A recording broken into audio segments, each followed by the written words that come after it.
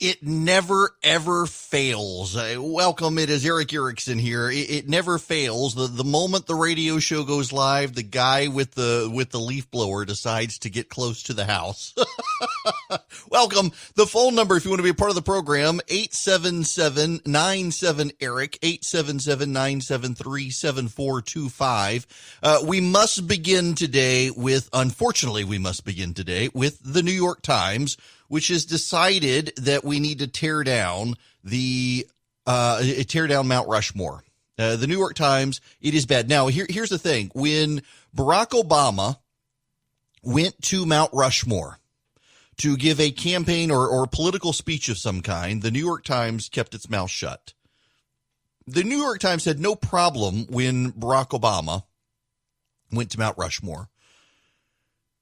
But Donald Trump is going to Mount Rushmore, and now Mount Rushmore needs to be canceled. This is the New York Times piece today, How Mount Rushmore Became Mount Rushmore. The South Dakota landmark has drawn criticism over the land it occupies, the main sculptor behind it, and the legacies of the men it memorializes.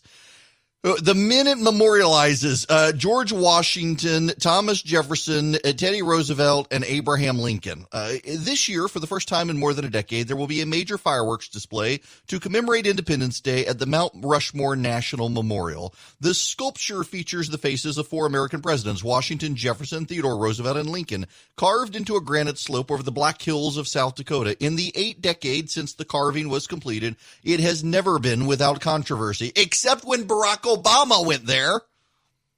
So when President Trump announced in May that he would attend the festivities there, it invited even more scrutiny of the monument's history. Wait. It invited who got the invitation? The New York Times. Native Americans have long criticized the sculpture, in part because it was built on what has been indigenous land.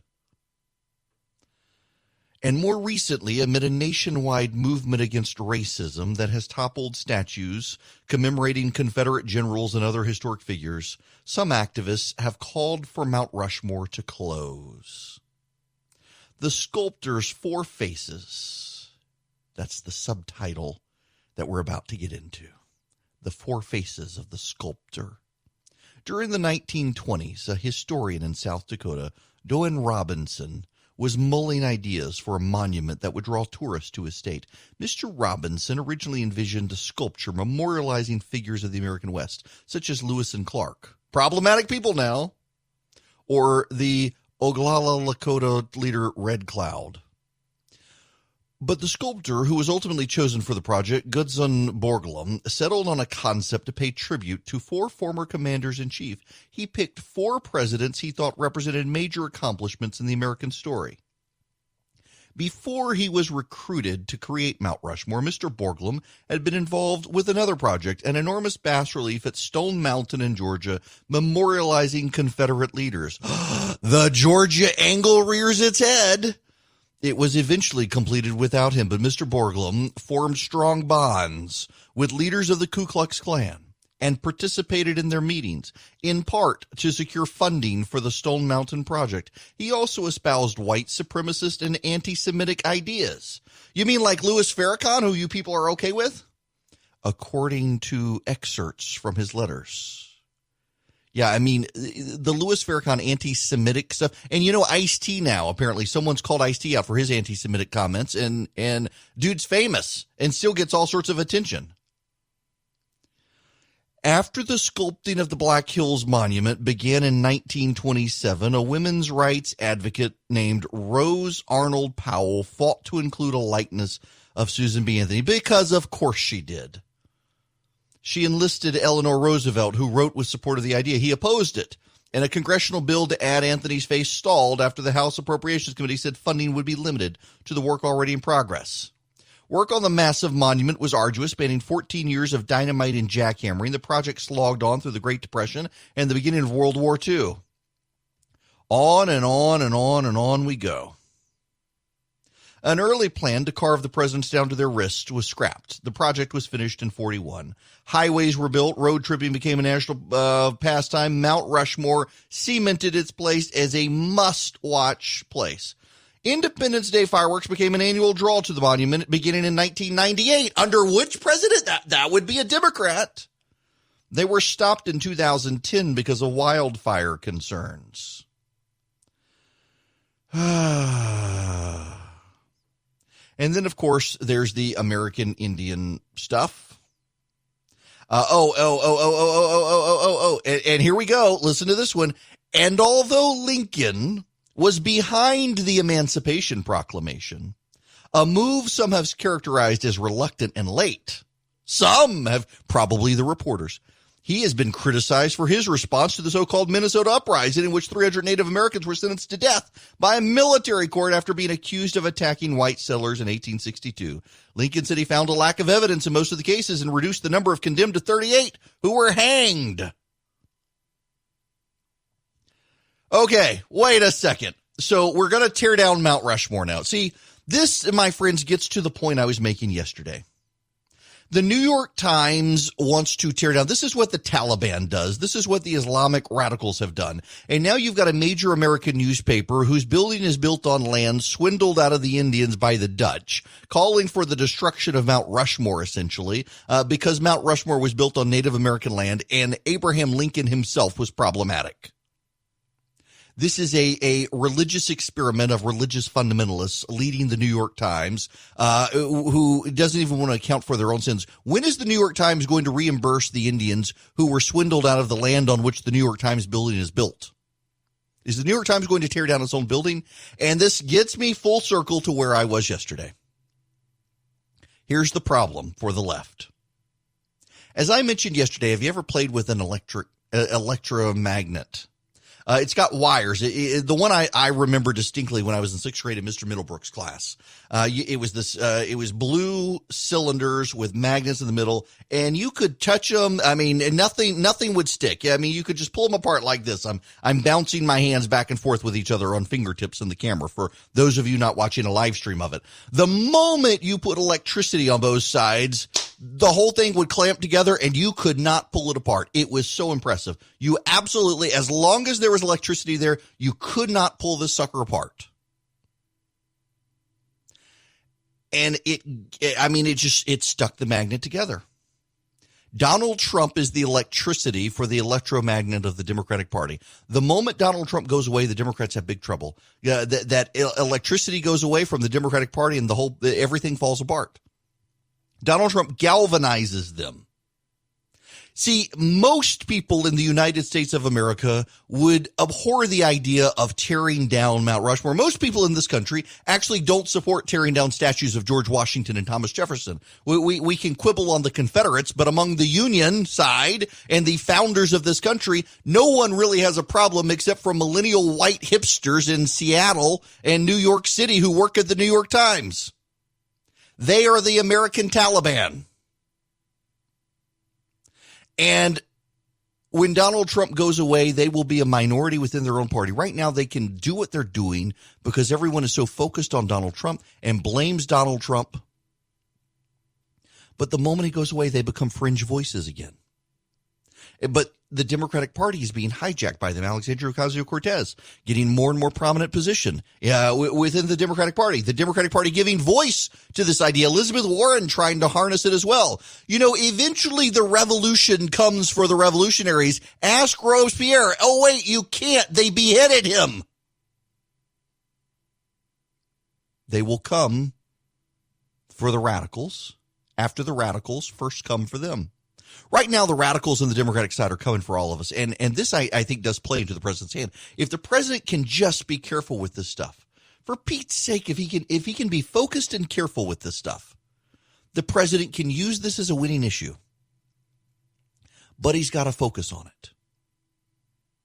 Do you know as long as look, when Donald Trump goes away, let me get back to the electromagnet before I jump to this next point. When Donald Trump goes away, the Democratic coalition falls apart, you've got a lot of conservative Black and Hispanic voters who don't have a home anymore because progressive white atheists who are way more wealthy than the base of the Democratic Party will control the party. And the abject, the paternalism of these white Democrats. I mean, look at the white people who want to be the lead voices on racism in America within the Democratic Party. 3 weeks ago, it was put up a black square on Instagram and listen to black voices. And now it's all these white people. I listened and put up my black square. It's my turn to talk. You shut up, black person. That's what the Democratic Party has done. You got a bunch of white liberals in the Democratic Party essentially talking over the black voices they wanted us to listen to 3 weeks ago, because it's not actually about doing anything different. It's about these people feeling good about themselves. And when Donald Trump goes away, the black voices who are being stepped on in the Democratic Party and the Hispanic voices, where are they going to go? Are they going to stay with the left-wing Taliban that wants to tear down statues of America's founding fathers? Black and Hispanic voters don't actually support that. The only people who do are really progressive, white, rich people who've never been in a church without getting set on fire just by the force of God of them trying to come in the door. They don't go to church. They hold religion in contempt. They hold a lot of these people in contempt for their values. They are completely outside the mainstream of America, but they are the mainstream of the Democratic Party at this point. And they will be turned on when Trump goes away. Right now, all of the Democrats are focused on Donald Trump. When he's not there for them to focus on, they're going to focus on each other. And you've got going to have a lot of seething resentment of more moderate. They're still liberal. Please keep that in mind. They're still liberal, but they're way more moderate than the Alexandria Ocasio-Cortezes and the Bernie Sanders of the world and the Elizabeth Warrens of the world. And they don't want to be a part of that. They don't want to be a part of the project of tearing down America. They don't want to be a project of redefining America. They don't want to be in the hate America first camp, which is where the Democratic Party is headed with these voices leading them, fixated right now on Donald Trump. Donald Trump is the emblem of hate America. When Donald Trump is gone, what will they have to hate on? The flag, George Washington, Thomas Jefferson, the Declaration of Independence, the Constitution, what? Most people aren't in support of that. Donald Trump allows them to galvanize. Donald Trump allows them to stick together. Donald Trump allows them to focus on Donald Trump. When he's gone, who are they going to focus on? They will turn on each other. And it will be calamity. But right now at this moment, they are rushing because they know it. They understand that this is their moment and they have a limited amount of time. They have to rush this forward as quickly as possible because they kind of intuitively know when Donald Trump goes away, they're not going to be able to focus on him anymore and they're going to start fighting with each other. And so the progressive vanguard is rushing forward to tear down all the monuments and claim as much territory as they possibly can right now so that they can claim the high ground. And that actually is going to hurt them. Do you know the number of gun owners in this country has skyrocketed? 8 million gun owners. Actually, that's wrong. It's 4 million. 8 million guns sold, 4 million of them to new first-time gun owners. It's a massive new gun ownership project in this country going on. And that long term, by the way, helps Republicans. Second Amendment voters tend to vote Republican. They remember why they had to buy their guns, and they're not going to go back. And they're particularly not going to go back when the left wants to march through the streets, burning down houses. They're coming after the couple in Missouri who defended their property with their guns. This doesn't end well for any of us, but it really doesn't end well ultimately for the left. Donald Trump is either going away in January or in January 4 years or 5 years from now. He will be term limited. He will not leave until then if he wins re-election. If he doesn't win re-election, he's gone in January. These people are in a rush to do as much damage as they possibly can, knowing that everyone's going to turn on them. They don't have a sense of history, but they do understand in history these revolutionary radical movements tend to fall apart because they turn on themselves. And the highly educated white liberals who are in charge of it, they understand that, but they're trying to wreak as much havoc as possible right now because they actually think it hurts Donald Trump and it makes them feel good about themselves. It is a religious experiment, a religious experience for themselves. And it's going to do damage to them ultimately. which is a good thing, frankly. We need everyone to turn on these people. Right now, they are leading the movement. At the New York Times and elsewhere, you got a bunch of woke millennials who are destroying the reputation of the New York Times, doing things like, attacking Tom Cotton for daring to put in an op-ed, wanting to tear down Mount Rushmore while being oblivious to their own newspaper. The times will change against these people. The question is when. If they go too far, too fast, people could actually turn on them right now and keep Donald Trump in office if the president plays his hand right on this. That's my concern. The president has a hard time staying on message on this. But if the president loses, it's going to happen after January. Joe Biden is going to be hijacked by a number of these people, and that's going to make people turn on Joe Biden. And then the people are going to turn on those people who hijack Joe Biden because they will be worried that they will bring up the second coming of Donald Trump in 4 years. All of this means you and I need to stockpile popcorn and sit back and watch these people tear each other apart. It's me. Welcome. The phone number, if you want to be a part of the program, is 877-97-ERIC, 877-973-7425. Guns, guns, guns. Yes, I mentioned this. By the way, wait a second. There's other news I need to mention real quick because this is good news. Let me get to it. The jobless claims, actually. The economy is definitely restarting. The jobs smash expectations. The unemployment rate fell to 11.1%. Non-farm payroll rose by 4.8 million in June. Much better. They were expecting an increase of 2.9 million jobs, but it was 4.8 million jobs. The unemployment rate fell to a crisis low of 11.1%, better than the 12.4% they were estimating. That actually is really good news. Also, breaking news right now, Jeffrey Epstein's friend, Ghislaine Maxwell, has been arrested by the Federal Bureau of Investigation. Yay. Hillary Clinton comes for her next. I kid, maybe.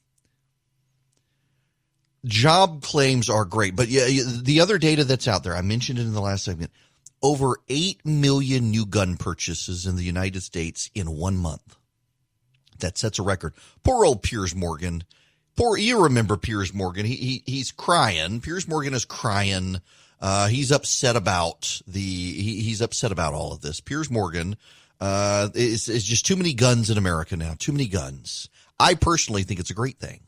I think it is brilliant that we have that many gun owners now in the United States of America because gun owners vote Republican. And you've got over 4 million of these guns. Now, you've got 8 million guns sold in 1 month, and about half of them to pre-existing gun owners. The other half to new gun owners. That is a good thing, my friends. That is a very good thing. And what we're seeing here in the trend lines is as civil unrest spreads across the country, more people are buying guns. You know, it's actually hard to buy ammunition right now. Which reminds me, I noticed down in Warner Robins, they've got Clyde's Armory has opened up a place down there. I like my favorites though. I go to Adventure Outdoors in Atlanta, go to Shot Spot over in Carrollton. And around here, we drive down to Barrow Automotive, the gun store in Butler, Georgia, which is the greatest gun store ever. You should do that. Now, this is the perfect segue, actually. I wasn't going to do this, but I will. True Precision is a sponsor of the program. If you want to upgrade your gun, you buy a gun and you want to upgrade your gun, go to True Precision. Now, why should you go to True Precision? Well, True Precision makes works of art. You want to upgrade your barrel, you want to upgrade your slide, do something different with the grips. Talk to the guys at True Precision. Their website is true-precision.com. I'm going to have to go in one of the long commercials. We don't have long commercial breaks here, but I'm going to have to go find my gun and hold it up. For those of you on camera can see it. They sent me this Glock 43X for concealed carry purposes, and it is a stunning gun. I've put it on Instagram before. It really is a beautiful gun. It's not just a gun for gun's sake, and it's not just a Glock for Glock's sake. It is beautiful. What they did with the slide, what they did with the barrel, the grip, the sights, everything is so fantastic. I still got to upgrade the trigger. I got to get the new trigger on there. They've got a great trigger. If you go to true-precision.com, you can check it out. And here's the deal. You can buy a lot of these parts because you're not buying the gun. You're buying the parts. You can buy them online at true-precision.com. And if you use my name, Eric, E-R-I-C-K, at checkout, you'll get a 10% discount. And they can ship to you wherever. You want a slide, you want a barrel, you go to true-precision.com. Wherever you are in the United States of America, go there to true-precision.com and turn your gun into a work of art too, like they did for me. It's fantastic. Okay, we'll see if I get banned from Facebook for doing this as I live stream. I decided I would go find my gun that I have from True Precision. I won't point it at the camera lest any of you progressives who are watching have issues, but if you can see this sucker, this is, and I realize I'm actually a radio show host and I'm doing a radio show, but I will describe this to you. So I've got the barrel is just fantastic. It is black. It is threaded. And then I've got a slide and it is a camo pattern. It is steel gray and black. And smoke, they upgraded the sights to it. It's a 43X. The grip is improved. True Precision did all this stuff, and I am such a fan of what they've done to the gun. It is a work of art. I love it. And if you go to trueprecision.com, true-precision.com, you too can check it out. They slowed my Facebook feed while I was showing off my gun, or I'm having Facebook trouble anyway, but I'm a big fan of it. Okay. All right. Ghislaine Maxwell has been arrested by the FBI. I'm just going to go on record here and say she did not kill herself. We will see that the jokes do write themselves. I have not seen the Netflix documentary on Jeffrey Epstein, but a bunch of people have told me I need to watch it. I'm going to do something here. I wasn't going to do it, and I have decided to do it. I think it is worth doing. And this is not intended to be lazy radio. That's why I'm explaining it, this way. So yesterday in the last half of the third hour of the program, I did an interview with Laurel Bristow. Laurel Bristow is an expert epidemiologist at Emory University. And I have been going through my spam folder this morning, and I'm getting emails from people and text messages from people on the listserv saying, can you play this again, please? I only caught the last part of it. And I've never actually had demand from people to replay an interview that I'd done, particularly when I did it the day before. But I know how radio is, and people float in and out, and you can't be here all 3 hours. And I really want to make sure people hear this. And so the result of this is what I'm going to do is I am going to shut up here.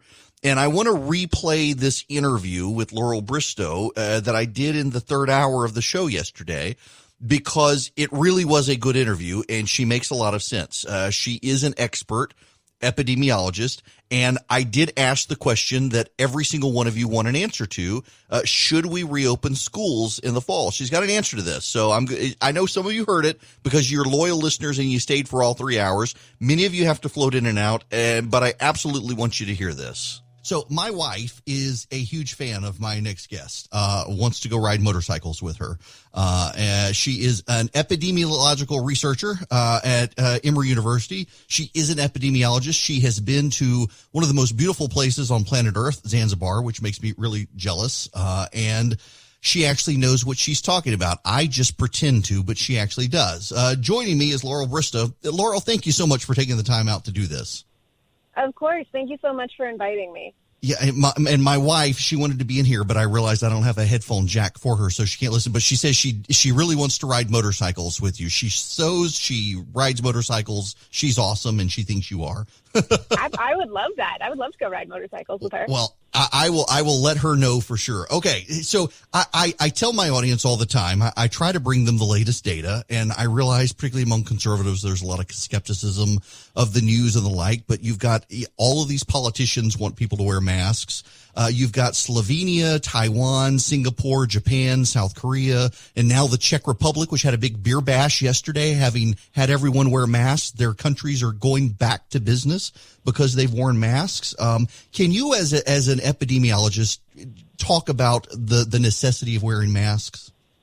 Yeah, absolutely. So first, I understand that it's incredibly confusing. In a pandemic, everyone's getting the same information at the same time. And so you're making policies based on what is available to you. So they change, and it can be really hard to keep up with that. The reason that we want people to wear masks and the reason that this virus is so much more difficult to contain than something like, say, the flu, is that we have found that people are the most contagious right before they have symptoms. So unlike the flu or other viruses, where you're the most contagious when you have the most symptoms, if you have a lot of symptoms, you're more likely to be self-isolating, to be staying home and staying away from people because you feel terrible and you know you're sick. When you don't know you're sick, but you're still spreading the virus, you could be out and about in the community, you're going to the grocery store, the post office, kind of high populated areas, and unknowingly are spreading your infection to other people. So the reason that we want people to wear masks is basically so there is a barrier between your infection and other people. The idea is that a mask will deflect the droplets coming out of your nose or mouth so that they cannot get into somebody else's. And that way we kind of break the chains of transmission and reduce the number of people that get infected out in public. Now, that's one of the important things I think that I try to emphasize with people is that you don't know you're contagious until it's too late. So you may wake up today and feel perfectly fine and actually be spreading the virus, and then tomorrow feel bad and stay home, but it's too late. Exactly. And I think there's also a lot of confusion with the terminology that's been used regularly. People say asymptomatic when what they really mean is pre-symptomatic. There's a lot of reports, asymptomatic people don't spread the disease, et cetera, which might be true, people who never develop symptoms. But we do know for a fact that people who are pre-symptomatic, so people who don't currently have symptoms but will develop them in the future, do spread the disease. And you can't possibly know if you're going to be asymptomatic or pre-symptomatic. So I always advise people to just act like you have coronavirus right now and take on the personal responsibility to try to protect those around you. Yeah, that's it.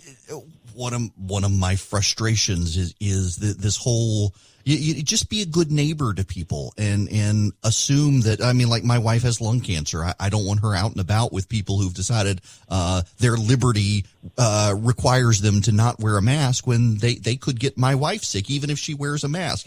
And I guess that's one of the things I hear from people is, oh, well, if you wear a mask, you may still inhale the droplets. But my understanding is, yes, you might, but you certainly do reduce the risk of doing so.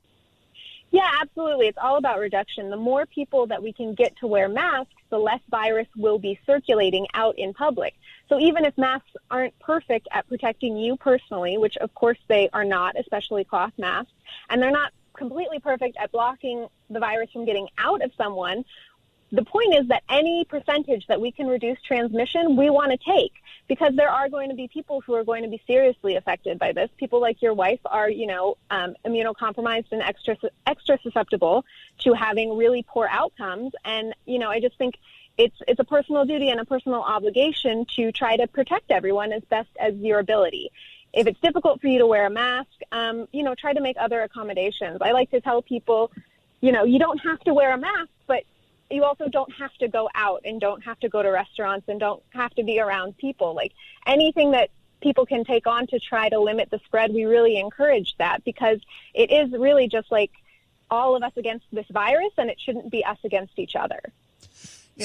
So on Sundays, typically, my family, as we wind down, we climb in the car and we just go for a ride. The kids like to go out and try to spot deer in the countryside down in middle Georgia. And my wife typically will open your Instagram feed and occasionally go through and listen to you talking about some of the latest research. And I believe I've heard, don't hold me to this, please, and correct me if I'm wrong, but I think I've heard you one time say to a degree that one of the frustrating things that you deal with as a researcher and an epidemiologist now is that the flow of information is so fast and not all of the studies are necessarily accurate, but they get out there and they cause confusion. And I actually am curious from your perspective as someone in the field, is the rapid spread of all of the conflicting information out there making it more difficult for you as a researcher? Yeah, I certainly think so. I mean, the difficulty lies in the fact that this is a pandemic, it's a new virus, and so it can be helpful to have access to what we call preprints, which are papers that people have written that haven't been peer-reviewed, haven't been approved, and rigorously checked as good studies, those get published. And so some people take those as fact when they're not. Now, it's important that we have access to those so that we can communicate between research groups quickly. One group might be looking at something and see a preprint that helps them answer the question of what they're trying to figure out on their end. So that collaboration is really helpful. But I think it gets confusing because there's so much information coming out. Not all of it is vetted. And then things get updated really quickly, and people have a hard time keeping up with it. I mean, I'm in the industry, and I have a hard time keeping up with it. So people in the general public who are trying to figure out what's best for them and their family, I completely understand how it could be so frustrating that recommendations change. And right now, what is your recommendation to people? And also in that regard, how do you interpret the data right now that the virus is going up, but we do seem to still be having an overall decline in deaths and hospitalizations, although that the hospitalizations does seem to be going up right now? Yeah, so the way I've described this virus is that it is going to thrive on people's impatience. Things started opening up, and then several weeks later, we're now seeing this increase in cases, and we are doing more testing. But the thing you want to pay attention to, which I've talked about before, is the percent positive. If the percent positive is going up with testing or is exceeding the percent increase in testing, that's when you want to start to look at things more carefully and get worried about an increase in the actual circulation of the virus. Now, you mentioned that deaths are going down, and they had been very low for a while, but I also think give it a week or two and those deaths are going to come up. If more people are getting tested or getting tested earlier, obviously it takes longer for severe disease to develop, and also those people have the potential to have spread it to family members or community members that are more vulnerable. And so I think this sort of thing just takes time, and so we don't want to declare victory against COVID too soon. We would like things to be, at a steady decrease or under a certain threshold for, at least 2 weeks in a row before we start to relax about anything. Is there any hope on the horizon in your, because I know you've looked at a lot of these studies or participated in overseeing some of the vaccine trials. Is there anything on the horizon medically right now that gives you some optimism or encouragement? Yeah, I feel optimistic a lot of the time. I think, this is really a global effort to face this virus, and so there's a lot of work being done by just the absolute best of the best out there. We're getting increasingly promising treatments for people who are in the hospital, which is good because we want to reduce mortality and reduce the time it takes to recover from this virus. I think there's several vaccines that are in the pipelines that are getting tested, that are, in the process of being checked for safety, that are showing promise. And, there's also changes to the virus itself that could potentially, be beneficial in terms of how serious it is. So things are moving incredibly quickly right now, and we're trying our best to keep on top of all of the information and let people know what they should pay attention to and what they don't need to worry about as much. But I have incredible optimism. I do think that this, is not going to last forever. It's just a matter of us being able to adjust our routines until we have a solid understanding of the virus, and then can make better long-term informed decisions about how to approach it. As a pessimist, it always gives me encouragement to talk to an optimist, but I'm never disappointed by being a pessimist. So it's true. Yes, yeah, it is. If my wife were in here, she'd be rolling her eyes right now. Let me ask you one last thing before I let you go, and thank you so much for doing this. There has been a lot of research, but I think some of it has been mixed on kids spreading the virus to adults. And it seems like I hear a lot that there's no evidence of kids doing this, and so we should send kids back to school. And the American Academy of Pediatrics say it was better to have them in school than not. And I would actually like an expert's take on this as opposed to the mixed messages I keep hearing. Yeah, so the kid situation is incredibly difficult because the research is very mixed. It's not that there's no transmission, but it's definitely lower transmission. But then you take into account, in schools, kids have a lot more contact, person-to-person contact than adults do in their day-to-day life. So that can increase transmission. So it is something that I think a lot of groups are working very hard on to try to get solid evidence so that parents can feel comfortable sending their kids back to school. I will say, as an infectious disease researcher, as an epidemiologist, and also as, someone who is single and childless and the demographic for bars and restaurants, I say close indoor dining and let kids go back to school. If we're going to risk outbreaks or transmission, I think it's important that the kids be allowed to go back to school. It's a lower risk situation, and we need to mitigate infection where we're able to do it. And that, I think, would be a good way to do that. Well, listen, I can't thank you enough for doing this. This is actually really helpful, and I'm glad to be able to share your opinions across the state on the radio show, because gosh, I hear you every Sunday coming across Instagram when my wife opens, and so it's great for everybody else to be able to hear you, and I just can't thank you enough for doing it.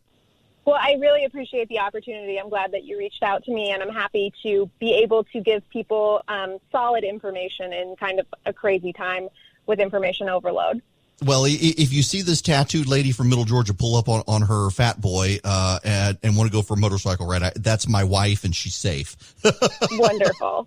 All right. Thank you so much. Laurel Bristow, I got to confess something. A lot of you did want me to replay that interview with Laurel Bristow so you could hear the full thing, and it was timed perfectly because the guy with the leaf blower showed up right outside the window, and you would have heard that if I hadn't muted the microphone. So it was perfect timing. Now, I want to play some audio here real quick. Josh Hawley was on Fox News. The St. Louis prosecutor wants to go after the couple who defended their property. They were, if you will recall, their neighborhood set behind private gates.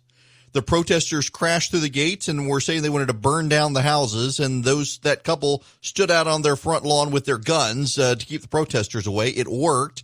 Well, now the left is mad at them. Here's Senator Hawley from Missouri, who is their senator. Senator, these two protecting their own house, they broke down the gate, but yet now most people, most news organizations are vilifying them.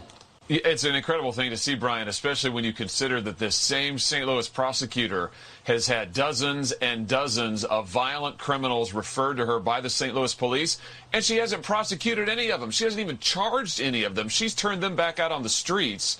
And then you've got this couple who, by the way, are on their own property. They never left their property, just standing there with their perfectly Second Amendment right, rather, to keep and bear arms, standing right there, and they're going to be investigated? I mean, it's just insane. But they're attorneys themselves. And I was looking at Jonathan Turley's Twitter account, who's hardly a left-wing firebrand, and he says this might be tough to defend because of public sentiment right now. You, the former Attorney General, does he have a point? Well, I mean, public sentiment shouldn't come into it when you're talking about the law. And the truth is they are on their own property. They are standing there. They have a Second Amendment right to keep and bear arms. They felt that they were being threatened. The video shows folks on their property shouting threats at them. And the truth is they never left their property. I mean, they never went toward the crowd, got off the property, waved the guns around to get them back on the street. They stayed right where they were, which is their right to do. And the idea that you wouldn't prosecute actual violent criminals who are shooting cops, who are burning buildings in St. Louis, those people don't even get charged, yet you're going to investigate and maybe prosecute this couple? I mean, that's really an abuse of power. It is an abuse of power, and they don't care. Everybody is scared of the mob right now. And this couple defended their property. I couldn't care less about the story, except for that, when the mob comes for them. It's offensive to me that people want to drag this couple and shame this couple. Should we have let their house be burned down? I mean, I guess because it is historically significant. Everybody wants to tear down everything. LZ Granderson, I don't even know who LG Granderson is, but apparently someone of note was on CNN. Listen to this. Well, I do believe that Vice President Biden is trying to thread a needle, but I don't believe this is a topic in which a needle can be thread. It's either right or it's wrong. And the question of where does it end, I will answer that question with the question, why did it begin? Why did those statues get erected in the first place? Why were these bases all around the country named after Confederate figures to begin with? When you ask that question, you can answer it truthfully, not with whitewashing history, but truthfully. Then you're no longer compassionate about finding the answer to where does it end, because you realize it should have never been there in the first place. And I understand there are a lot of beloved figures. I'm very excited, by the way, to see the live stream of Hamilton. And I recognize Hamilton's role in terms of the founding fathers and the writing of the Constitution that did not declare me to be 100% human. But I will say this. There is a difference between, in 2020, fighting to continue to honor these despicable figures versus recognizing perhaps we should have honored them in the way that we're honoring them in the first place. Don't erase the history, but why is the history being celebrated with monuments and statues and buildings being named after them?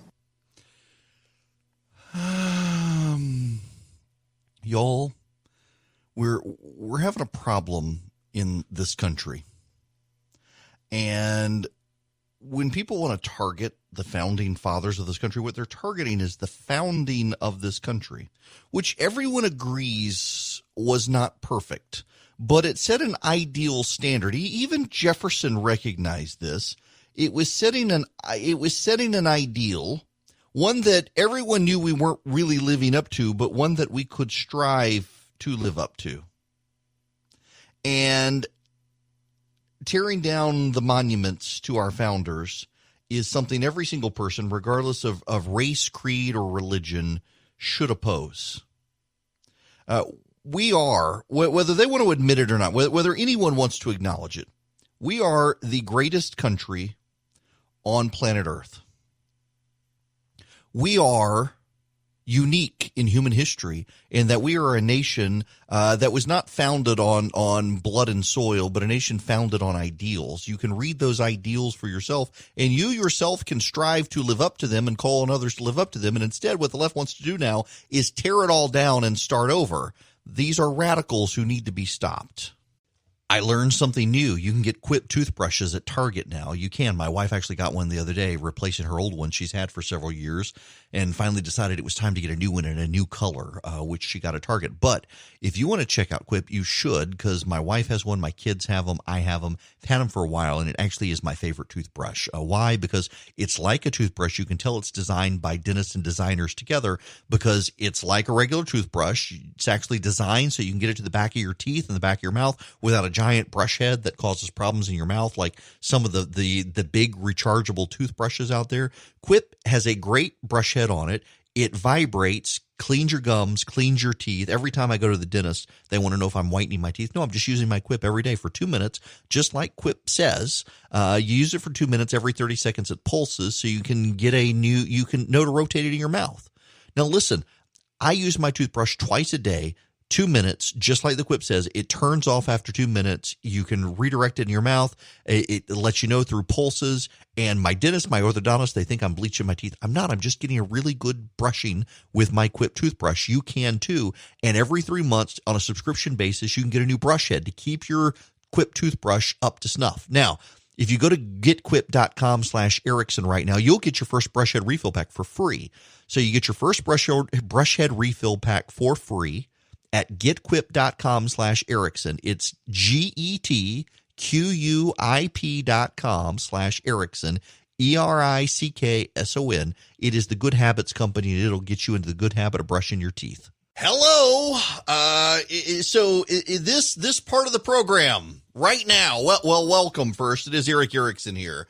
The phone number is 877-97-ERIC, 877-973-7425.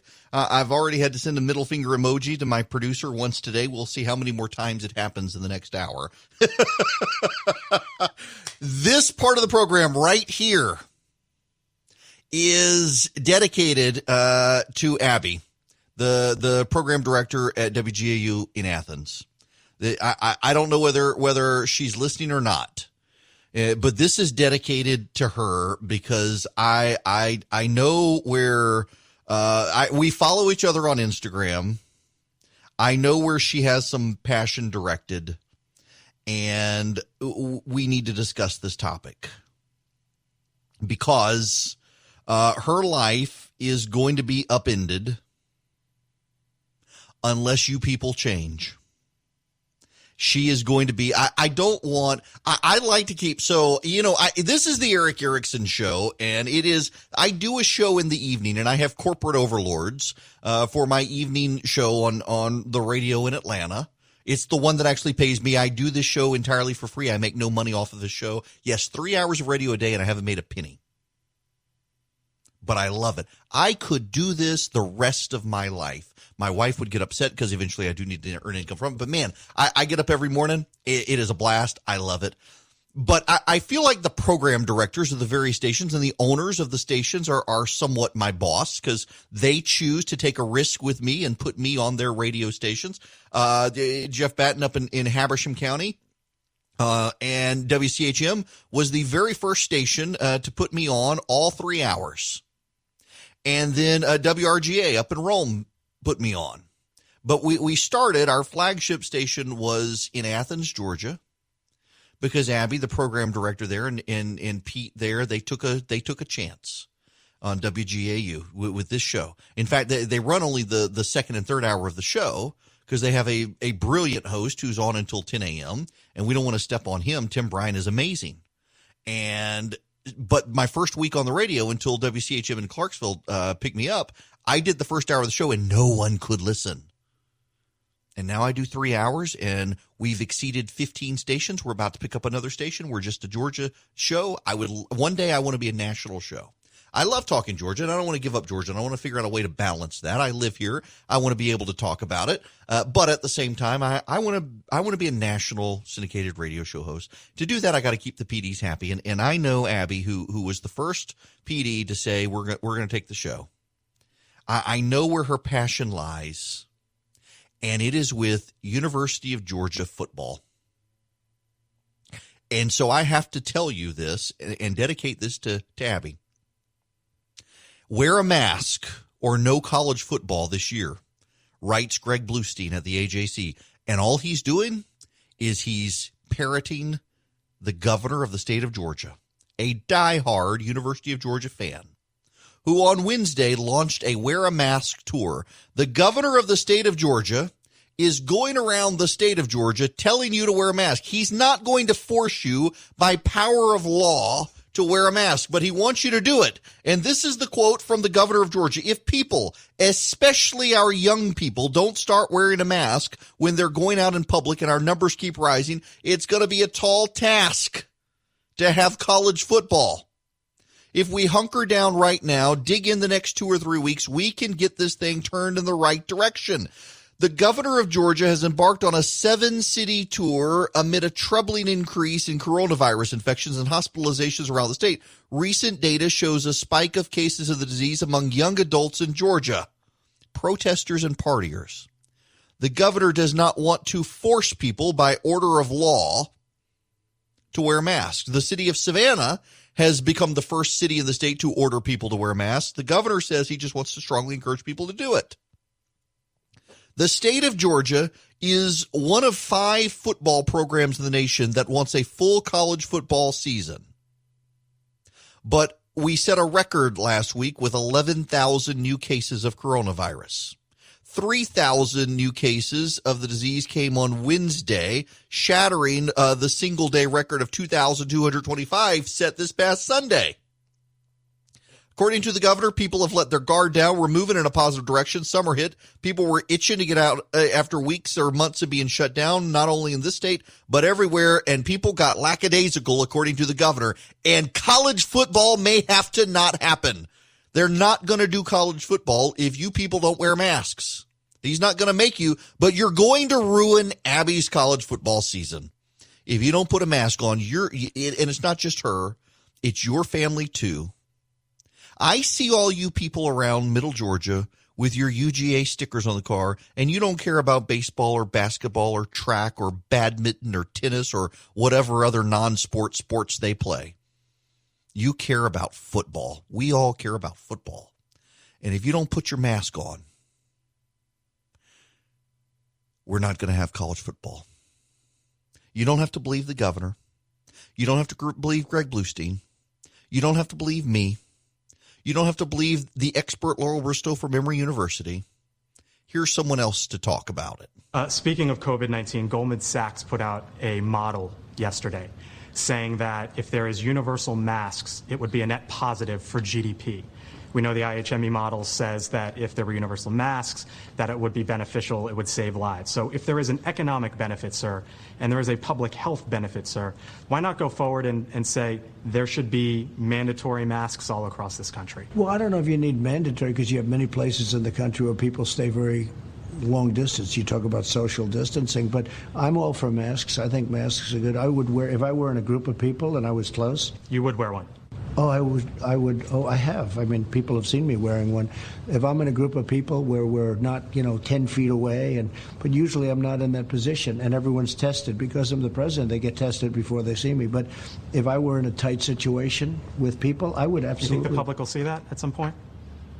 I mean, I'd have no problem. Actually, I had a mask on. I sort of liked the way I looked. Okay, I thought it was okay. It was a dark black mask, and I thought it looked okay. It looked like the Lone Ranger. But no, I have no problem with that. I think, and if people feel good about it, they should do it. The Lone Ranger. Here's one more clip of the president. Will you consider wearing a mask, and if not, how come? Well, I've already had masks, and I've worn a mask, and if I'm near people, you were tested, right, just now? I was tested. And everybody that's around me as president gets tested. That's like standard.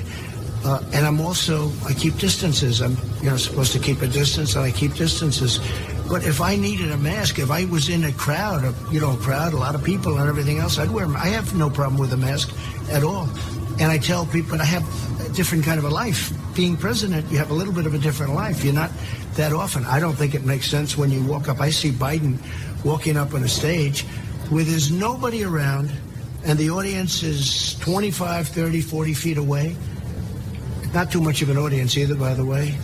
And he's speaking, and he has a mask on, and you can't even understand what he's saying, or he takes it off up there. When there's nobody around, I don't see any reason to be wearing it. But no, I have no objection to masks whatsoever. Do what you're supposed to do, and also do what makes you feel good. Do what you're supposed to do. Do what makes you feel good. Y'all, I've gotten a whole bunch of angry people mad at me for telling people to wear masks. We're not going to have college football. Is that enough incentive for you to wear a mask? College football, you pick your sport. If we don't get this under control, we're not going to have a football season. Abby's going to be upset. I'm going to be upset. My next door neighbor, who's a big UGA fan, he's going to be upset. He doesn't want to wear a mask. He's going to start wearing a mask now when he finds out that college football it could be in jeopardy. I mean, that's the thing I've been saying really since this whole thing started in March and April. People didn't want to shut down. People didn't want to flatten the curve. People really didn't care. Make it about college football. People are going to have to care. And I think they're going to have to. Man, y'all, we gotta do something about this. The numbers. Let me pull up the numbers right now. If you text the word data to 33777, I will send you the link back so you can see it for yourself. The Georgia Department of Public Health website. We've got total confirmed COVID-19 cases in Georgia, 84,237. Keep in mind that's cumulative. That's not current.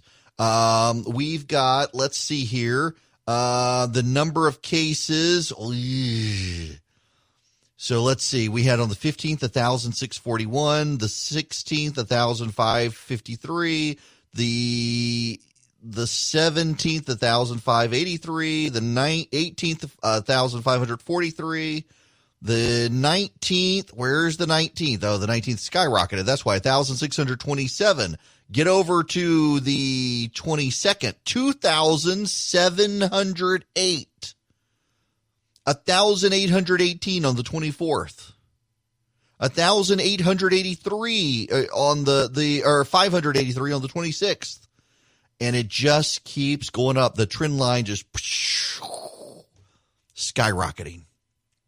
Now there is some perspective on this, on what's happening with the virus. We're hearing about this in Texas as well, and it appears along the border in Texas. There's actually one of the reasons the hospitals on the border of Texas are full, or people are coming from Mexico getting better medical care in Texas, and they filled up the border hospitals. There's actually a number of reports on that. CNN did something on that along the Texas border, but there's other stuff here. Mark Siegel, doctor, was on Fox News talking about this. Hi, Tucker. Tucker, it's being widely reported that there's over 40,000 new cases of COVID-19 yesterday. It's been widely reported that the South and the West have been hard hit. It's been widely reported that Texas, Arizona, California, and Florida are reversing aspects of their reopening. It's been widely reported that Dr. Tony Fauci says we could see as much as 100,000 new cases a day. I'm not sure where that number comes from, but that's what he says. That's all been widely reported. Here's what hasn't been reported. As the case counts are going up, the death rate remains under 700 per 24 hours per day of new cases. Why? Why is that? Because most of the people that are getting COVID-19 now are young people. And the CDC just released a statistic that, again, was not reported, that of the last 15,000 deaths from COVID-19, only 3.9% were under the ages of 44 years old. The same group that's now spreading it in Miami or spreading it in Austin, Texas, or spreading it in Phoenix. That group has mild cases. It's been widely reported, as you just said, that the hospitalization rate is going up, but it's not reported that it's not mostly COVID-19. It's actually the cases that were there because of the reopening, because they're now getting the elective surgeries they need, cancer operations, heart disease operations, hernia operations. That they're filling the hospitals. Only the COVID-19 is actually getting in the way of that because these mild cases require isolation. Tucker, it's not been widely reported until now that our young people are bursting the bonds of all of this because of the excessive lockdowns. They're rebelling, and it's not good public health. That's right. Because of how depressed and anxious they are of having been locked down. You know, Siegel makes very good points there in the age. The people who are going into the hospital, they're younger, they're rebounding, they're coming out. The problem here, though, is that the young people, if they start spreading it back to people who are over the age of 50, we're going to start having problems again. And that, my friends, is that's the issue we're dealing with here. Younger people are recovering more quickly. And I know there are a lot of people who want to talk about herd immunity. The problem is you can't get herd immunity without it spreading back to the 50, 60, 70, and 80-year-olds. And that spikes the death rate and overwhelms hospitals again. And if people just wore a mask, we would start mitigating it. If you were here in the first hour, you heard me talking to Laurel Bristow, who points out that, you know, the mask doesn't actually keep all of the particles out, but the particles are also respond to gravity.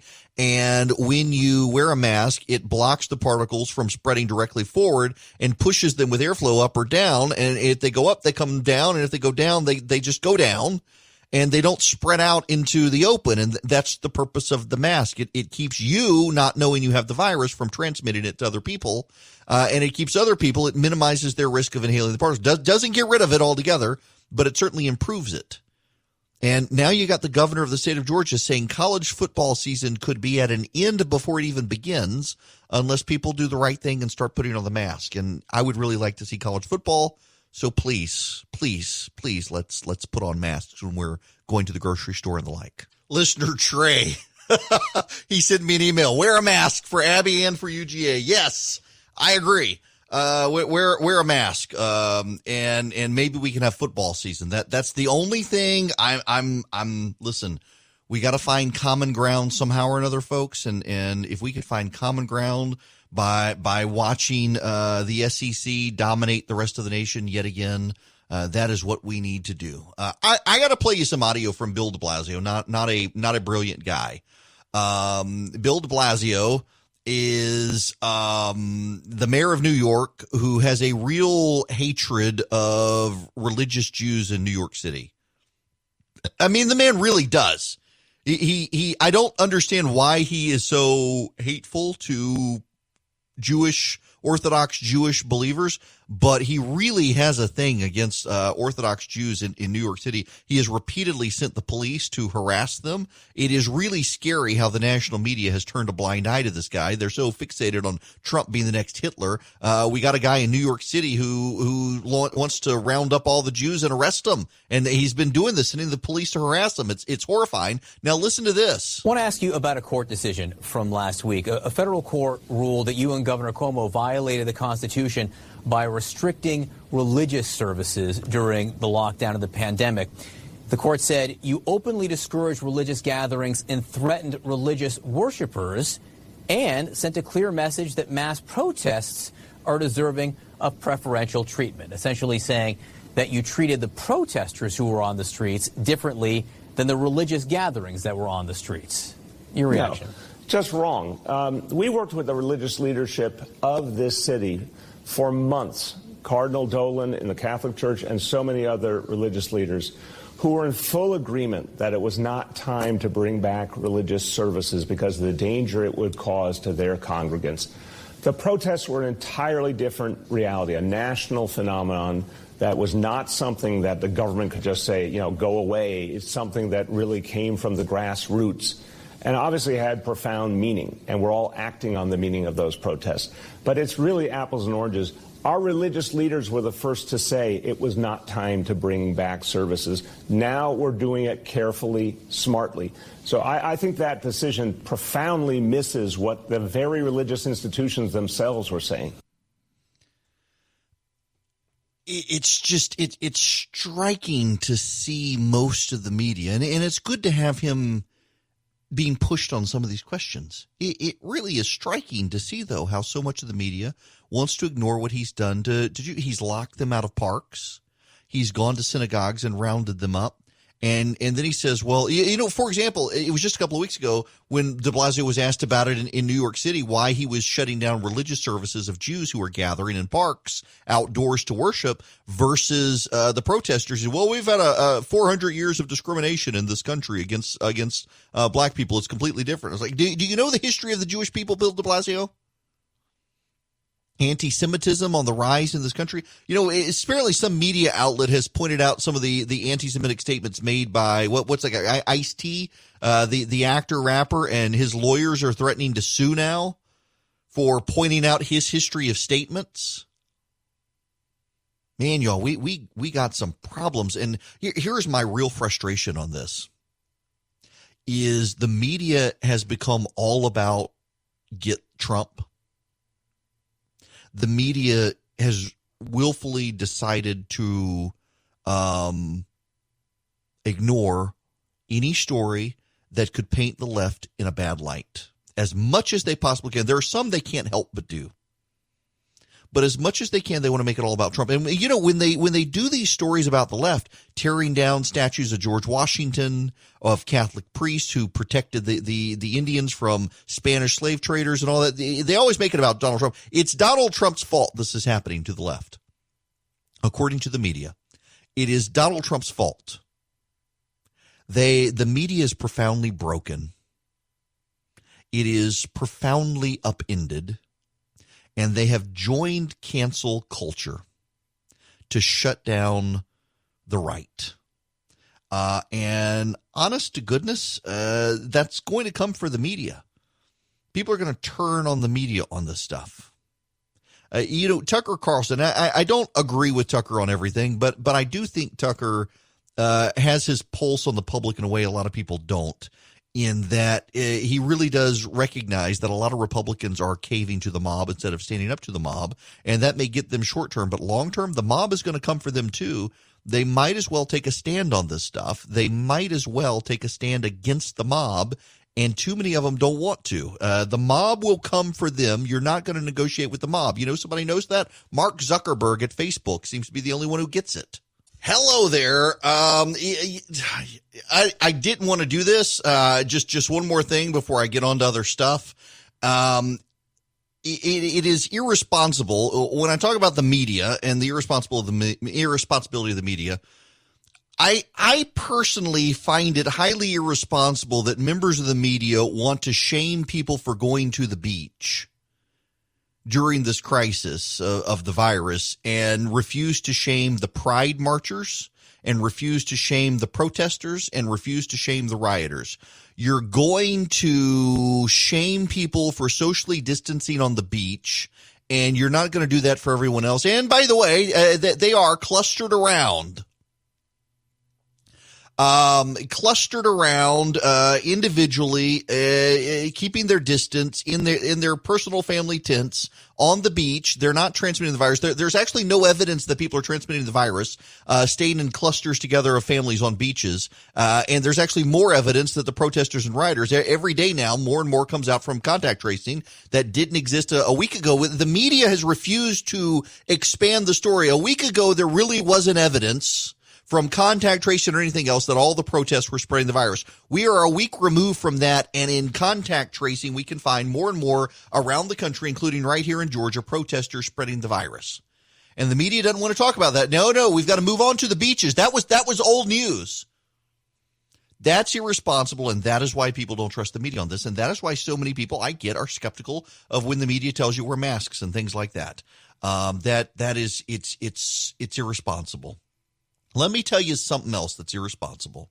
This is horrific.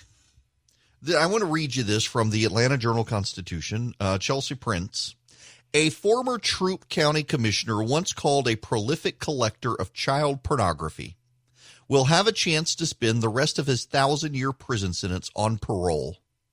The State Board of Pardon and Parole released Peter Mallory on parole May 27th.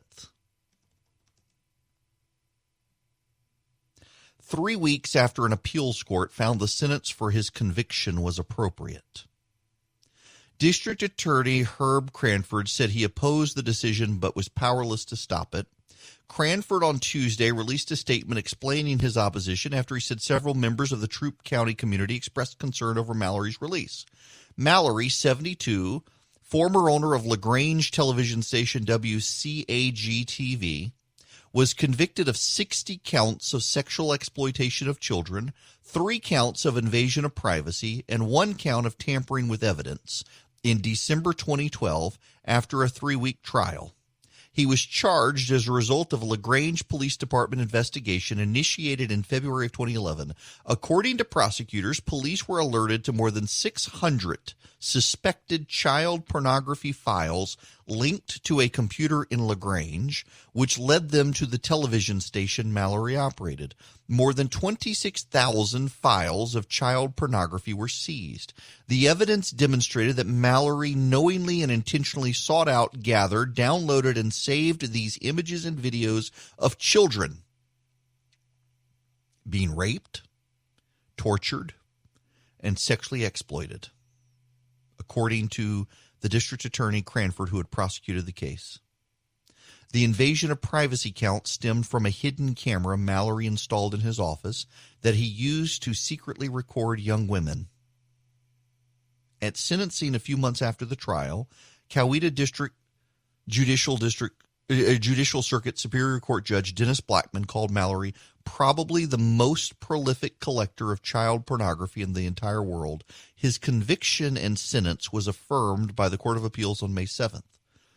Cranford advocated against Mallory's release in a December letter to the parole board. Mallory was first eligible for parole in December of 2019, 7 years after his conviction. According to a parole board spokesman, Mallory's eligibility was determined by Georgia's sentencing laws for consecutive sentences despite the length of his sentence. The board reconsidered the case and set a new parole month of December 2022. Cranford said he opposed parole now or at any time in the future and said the Troup County community would be offended if Mallory was released after serving 7 years of a 1,000-year sentence. The evidence shows that Mallory is sexually deviant and commits these crimes by compulsion as much as by choice. In the current digital age, no amount of supervision can stop a compulsive sexual deviant like Mallory from seeking out the most heinous images and videos of small children being sexually abused. 2 victims involved in the case opposed parole. At a minimum, they asked that Mallory be banned from Troup County and from contacting them if he was released. Mallory's crimes did not allow for the state to seek or the trial court to impose a sentence without parole eligibility, and parole is a power exercised exclusively by the State Board of Pardon and Paroles, the district attorney said. In an April response to Cranford, the parole board said earlier release was possible due to performance incentive credits. Board spokesman Steve Hayes said Mallory actually served 5 months in prison beyond the date he was eligible for release by law, and the board followed its guidelines system to determine his parole. The clemency recommendation was for parole release at eligibility. Mallory was released 5 months later. His parole release is not COVID-19 related. I'm trying not to be enraged. I'm trying not to be livid. The board members for the Board of Pardon and Paroles. Terry Bernard is the chairman of the State Board of Pardon and Paroles. He was elected chairman for fiscal year 2020. It is his 5th term as chairman. He has previously served as vice chairman. He was appointed by Sonny Perdue and reappointed by Nathan Deal. He's a former state representative. He lives along the coast. He shepherded in his bio every bill introduced in the Georgia legislature that had any impact on the Department of Corrections during his years in office. The irony is he guided through the Georgia House the framework for the state sex offenders registry and sexual predators review board. He's a native of Tattnall County. He makes his home at Shellman Bluff on the Georgia coast. Brian Owens is the vice chairman of the parole board. He was appointed to the parole board by Nathan Deal. He's a former commissioner of the Georgia Department of Corrections. He and his wife reside in Middle Georgia. James Mills is from Hall County, appointed by Nathan Deal. He served as chairman for the year 2018. He's a former state representative. During his years, he sponsored and assisted in legislation, including putting the words "In God We Trust" on the Georgia state flag. He lives in Hall County. Jacqueline Bunn was put on the board by Nathan Deal. Nathan Deal. Has Brian Kemp added any of these people? She was put on the board by Nathan Deal. She's a native Georgian. She lives in Atlanta. David Herring, put on the board by Nathan Deal. Joined the Georgia Department of Public Safety in 1994 as a state trooper. He received the Governor's Public Safety Award for heroism in 2001, was recognized by the Gainesville Kiwanis Club as Trooper of the Year. Yet again, Hall County. These are the members of the Board of Pardon and Paroles: Terry Bernard, Brian Owens, James Mills, Jacqueline Bunn, David Herring, all of them Nathan Deal appointees. Brian Kemp has not put any of these people on. Let me read you what it says. Created by constitutional amendment in 1943, the Georgia Parole Board is a national model for stable and professional leadership. The agency was well constructed. It contains authority to carry out established needs of the criminal justice system, flexibility to address unforeseen challenges, and protection to make decisions on paroles free from political influence. What has made Georgia's board such a leader, however, is the professionalism of its members. Their collective experience and commitment to criminal justice ideals keep Georgia's board continually attuned to long-term as well as short-term public safety solutions. These people are allowing a child predator out of jail who was sentenced to 1,000 years in prison, and he hasn't been in there for 7 years. They are letting this child predator out of jail. According to the judge, the most prolific collector of child pornography in the entire world. The most prolific collector of child pornography in the entire world is being let out of prison by the Georgia Board of Pardons and Paroles. If they consider themselves a model for stable and professional leadership, they need to rethink what those words mean. Terry Bernard, Brian Owens, James Mills, Jacqueline Bunn, David Herring. Maybe you need to rethink what you have done, letting out of jail, letting out of prison, out of state prison, a man the judge referred to as probably the most prolific collector of child pornography in the entire world. 26,000 files on his computer of children tortured and raped and molested, exploited sexually. 26,000 of these files. And the state board of pardon and parole sees a man who was convicted, sentenced to 1,000 years in prison. And they're letting this man out. How do you remove, they should all resign. Every single last one of these people should resign. And if they don't resign, they should be impeached. That's horrific. 7 years ago, Peter Mallory was sentenced to 1,000 years in prison. And now he's going to be freed. And as the district attorney points out,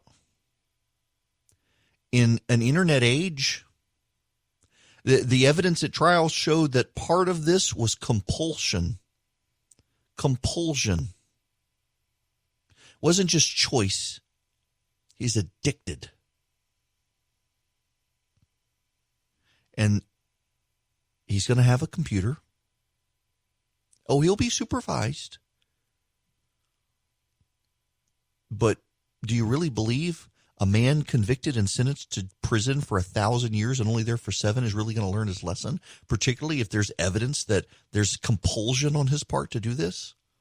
26,000 pictures?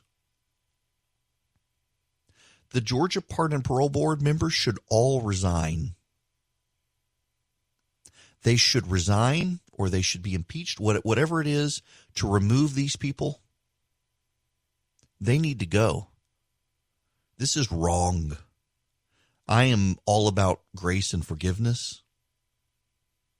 But man, I'm telling you, 1,000-year prison sentence for collecting 26,000 pictures of children being raped and tortured and sexually exploited, and he's in prison for 7 years and they let this monster out. They need to be put under the jail. They need to get this guy back in prison. He does not need to be in society. He does not need to be in society.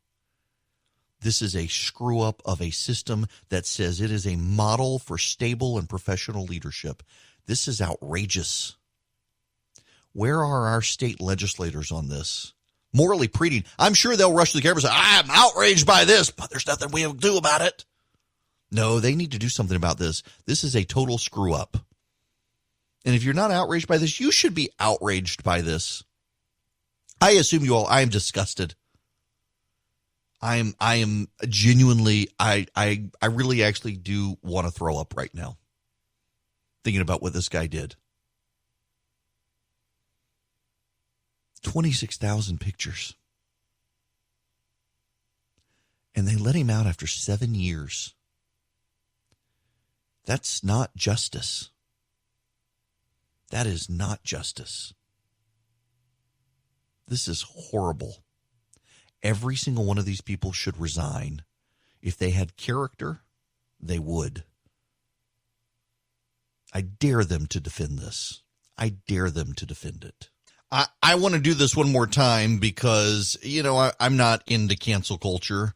I'm not, and I really abhor it, but when I see public officials screw up this badly, you need to know, and they may be in your community.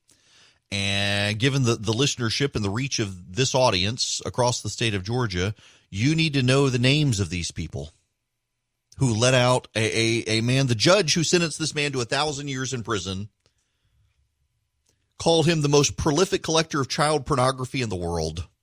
He was sentenced to prison for 1,000 years, and after 7, they let him out. Terry Bernard, Brian Owens, James Mills, Jacqueline Bunn, and David Herring. These are the board members of the Georgia Board of Pardon and Paroles. If this is our model board of pardon and paroles, these people need to be run out of the state. It is just horrific and disgusting that they would do this. I'm actually really mad about it. And, you know, I try not to. Man, this pisses me off. I got kids. I don't even know what to say. I want to let it go. It makes me mad.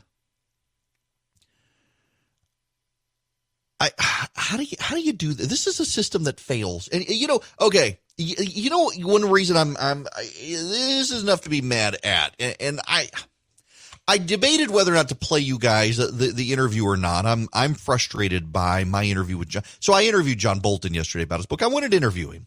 And if you've listened to this program a very long time, what I have done is I don't like to be combative with people I invite on my show. I try to be a nice guy to people and give them enough rope to hang themselves. And I think John Bolton did. And I'm actually really profoundly disappointed because I have always liked and respected John Bolton. And so I let him make his case on my evening show yesterday. Why did he leave the White House? Because the president did not fire John Bolton. Just let's be clear here. I know of no one in the White House who, other than the president, claims that John Bolton was fired. John Bolton left as a protest following Mattis's lead. Mattis left because the president abandoned the Kurds. John Bolton left because the president wanted to invite the Taliban to Camp David to conduct peace, and John Bolton wanted no part of it. And so he quit under protest. As a protest. And so I asked him to do that. But in his book, I read his book, and John Bolton spent several pages in the middle of the book talking about the Chinese concentration camps of the Uyghurs. You probably don't even know who the Uyghurs are. They're an ethnic minority in China. They're not part of the Han Chinese of a mainline Chinese ethnicity. They are Central Asian, essentially conquered by the Chinese, and they are overwhelmingly Muslim. And they are treated as slave labor by the Chinese. They're put into concentration camps. The women are sterilized. Those who are not sterilized, their children are taken away from them. They're placed in a surveillance state. They're forced to work long hours, and the Chinese would like them all to die. And according to John Bolton, the president of the United States knew all of this and turned a blind eye to it so that he could get a trade deal with China. And I asked John Bolton, after all of this, I let him explain who the Uyghurs are and what their treatment was. And I said, why wasn't that enough? If the president's the leader of the free world is turning a blind eye to concentration camps, why wasn't that enough for you to leave? Do you know what his response to me was? That, well, some people wanted me to leave sooner, some people wanted me to leave later, some people never wanted me to leave, some people never wanted me to be there, but unless you've walked in my shoes, you can't really understand. You can't really judge me. But that's what he wants us to do to the president of the United States. We haven't walked in the president's shoes, and neither has John Bolton, and yet he wants to write a book for us to condemn the president of the United States, though we haven't walked in the president's shoes. And yet John Bolton wants us to look at this. The man spends multiple pages in his book about the concentration camps and the president turning a blind eye to it, and yet he turns a blind eye to it too. And that disappoints me because I've always liked the guy. I always thought he was a principled guy. And now I see he too is just an opportunist. Just an opportunist. He wanted to make excuses for his own behavior and say, don't judge me, while condemning the president. Rank opportunism on his part. And that bothered me deeply as someone I've long respected and looked up to. And to see he really is what he claims others are. The veneer is off. And man, I'm disappointed all around. In February, when COVID-19 was a distant concept to most Americans, gold was in the $1,500 range. The Dow was over $29,000. Today, as the virus tears apart the economy, gold's over $1,700, and the Dow is around $24,000 to $26,000, wobbling in between. Major market disruptions favor gold. Instability, uncertainty, impending inflation, they all favor gold. If you've not diversified some of your savings into gold, there's no better time than today. Protect your savings from further setbacks in the stock market. Gold, it's a safe haven. The company I trust with precious metal purchases is Birch Gold Group. And right now, thanks to a little-known IRS tax law, you can even move your IRA or your eligible 401k into an IRA backed by physical gold and silver. It's perfect for those who want to protect their hard-earned retirement savings from any more downturns in the stock market. Look back historically, when the bottom falls out of everything else, gold tends to be a safeguard savings. Contact Birch Gold Group to request a free info kit on physical precious metals. See if diversifying into gold and silver makes sense for you. The comprehensive 20-page kit reveals how gold and silver can protect your savings and how you can legally move your IRA or your 401k out of risky stocks and bonds into a precious metals IRA. To get your no-cost, no-obligation kit, go to birchgold.com/Erickson. That's BIRCH gold.com/Erickson, ERICKSON. Well, we have the latest version of the Tide Pod Challenge. Welcome, it's Eric Erickson here, the Eric Erickson Show. The phone number, 877-97-ERIC, 877-973-7425. Young people in Alabama, it's always Alabama. They're throwing COVID-19 parties. It's a competition where people who have the virus attend, and the first person to get infected receives a payout. Oh boy. You know, look, people used to do measles parties. Now they're doing this. This is ridiculous. Really, really ridiculous. I got nothing. I genuinely, we're not going to get college football, are we? We're not, because people aren't doing what they need to do. You know, something that is working though, the economy is starting to work. We've got great news on the economy. Here's the president. On that end, the uninsurance benefits. Mitch McConnell yesterday signaled his support for an extension, the $600 figure. Do you agree with that number? Do you think it should be less? We're getting together. We're going to meet tonight, and we're going to make a determination, but it's going to be a good number, a substantial number. People are going to be very happy. One thing that's happening, and you see it with the numbers, and we have big numbers coming out. Hopefully they're going to be good. They're very important. But when you see what's happening with jobs, when you see that we're doing record numbers of jobs in the history of our country, we've never created more jobs than what we did last month, that last month number. Retail sales are at a record number, especially when you talk about increase. When you look at percentage increase, nobody's ever seen anything like it. So we're headed back in a very strong fashion with a V, and I think we're going to be very good with the coronavirus. I think that at some point that's going to sort of just disappear, I hope. You still believe so? Disappear? Well, I do. Yeah, sure, at some point. And I think we're going to have a vaccine very soon, too. I think we're going to have a vaccine very soon. I will tell you, I talked to someone on background yesterday who tells me that he actually is less optimistic about a vaccine now than he was a few weeks ago. That based on the research he's seen coming down the pipeline, both here and at Oxford in Great Britain, that a vaccine may only be 60 to 70% effective, and that about 25% of Americans will refuse to get it because it's been so rushed, and that will completely impact the spread, the lack of immunity. But here's the thing. We are making progress. I'm by nature a pessimist. I'm never disappointed. I heard one time, who was it? Was it Stockdale? You remember Admiral Stockdale? He ran with Ross Perot. Well, I was a kid when it happened. Some of you younger than me wouldn't remember it at all. I was a kid when it happened. Who am I? Why am I here? I remember that from the debate. And that's about the only thing I remember about him. And he apparently had been in a prison camp as well, if I remember right. I think this is the guy I'm thinking of, with the same one, the Hanoi Hilton with John McCain, and asked what the big difference was between those who survived and those who didn't. And he said that those who didn't were optimists. The ones who survived were pessimists. The pessimists were never disappointed and really didn't build their whole life around hope, which is a terrible thing to say, I guess, to a degree, but he's not wrong. He's not wrong. And well, there you have it.